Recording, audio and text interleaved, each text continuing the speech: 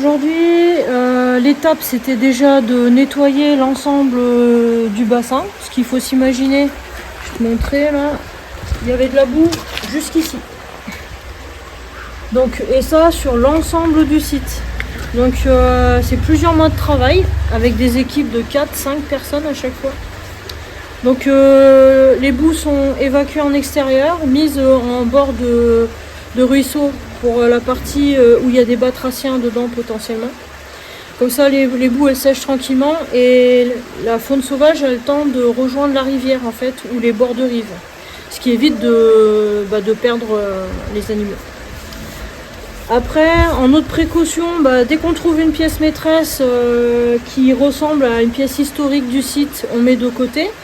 Ça nous donne des informations sur l'histoire du lavoir et ça nous permet potentiellement de refabriquer ces pièces qui sont évidemment trop usées.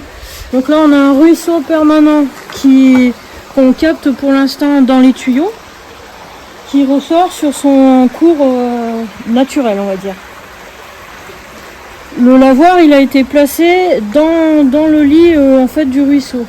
Donc c'est comme si on avait fait une cuvette au milieu du ruisseau. Donc pour pouvoir vider le lavoir, vu qu'il y a de l'eau tout le temps, ils ont créé un chenal en fait, en point bas à 70 cm en dessous, pour pouvoir vider ponctuellement, en faire l'entretien du lavoir. Et ça rejoint le ruisseau en aval. Donc du coup, cette paix, c'est le même principe que les écluses, permet en fait de fermer ou d'ouvrir la vanne d'évacuation. Donc à partir de là, en fait, ça fait des mois qu'on attendait de trouver enfin le chenal de sortie, parce qu'il y avait tellement de boue qu'en fait, on savait déjà pas, on n'avait pas d'informations, on savait pas où il était. Et on a trouvé une piste il y a 15 jours, 3 semaines, et qu'on a continué de creuser en fait. Et quand on a trouvé le rebord en fait du chenal, on s'est dit on tient le bon bout.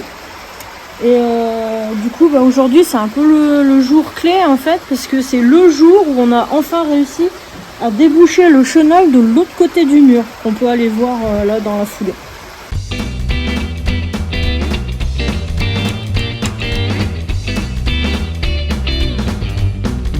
Ça c'est le travail de ce matin, d'où la mini pelle.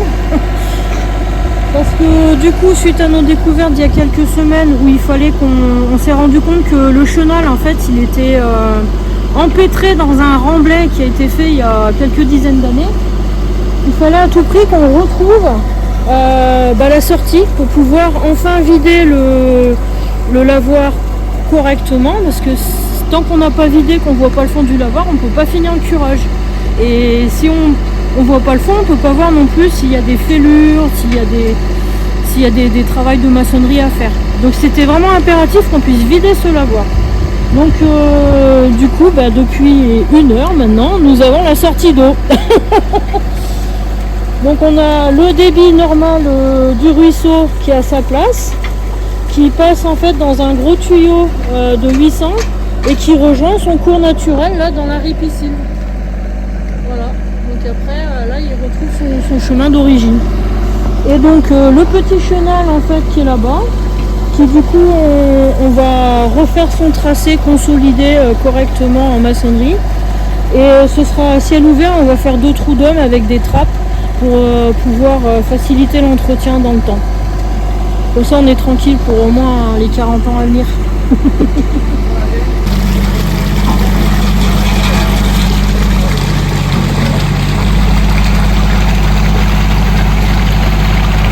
Et ça c'est les 2 pierres d'origine qui réceptionnaient l'eau du chenal, qu'on a repositionné pour pouvoir garder le fonctionnement.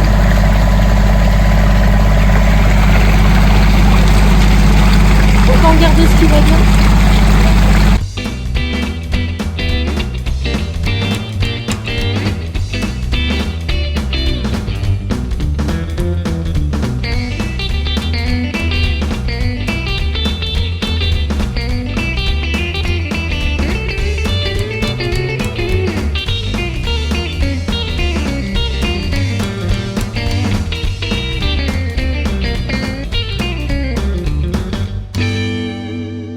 Pour la partie intérieure, avant d'aller voir la sortie du chenal, en fait, on a enlevé les sablières. C'est les poutres qui font le lien entre le mur du bas et la partie qui va soutenir la charpente du toit. Donc tout ce qui était au-dessus des sablières était extrêmement fatigué, dangereux. Donc on a tombé en fait toute la partie haute du mur jusqu'aux sablières. Après, la maladrerie c'est particulier dans le sens où c'est une charpente où on est en impluvium, c'est-à-dire que le toit n'a pas sa pente vers l'extérieur mais vers l'intérieur du bâtiment. Et l'eau s'écoule dans le bassin au cœur du bâtiment. Ce qui fait une ambiance un peu de cloître en fait, et c'est ça qui est sympa. Donc une fois que les charpentes vont être refaites, ça va être très intime, il va y avoir une ambiance vraiment très particulière. Ça va être sans doute le plus beau des lavoirs de l'Orne. Alors là, pour l'instant, on a le cœur du bassin.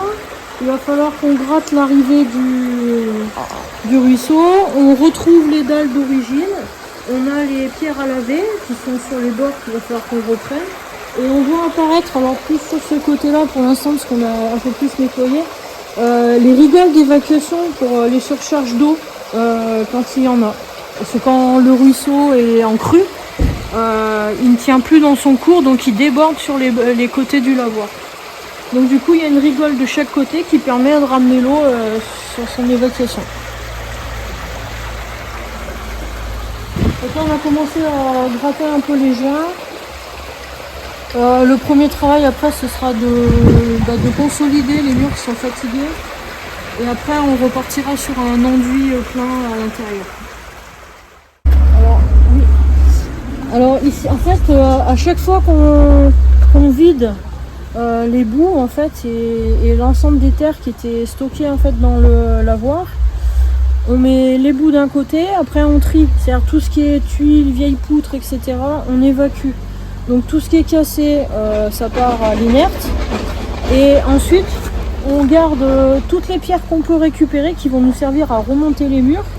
Et puis là, de ce côté-là, on met de côté en fait les restes de charpente d'origine, ce qui nous a permis de retracer en fait les structures de départ pour pouvoir refaire à l'identique en fait.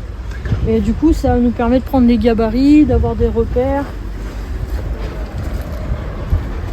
On a les encoches d'origine en fait sur les bois qui nous permettent du coup de voir comment ils avaient travaillé au départ et de nous donner des informations précieuses en fait sur les montages.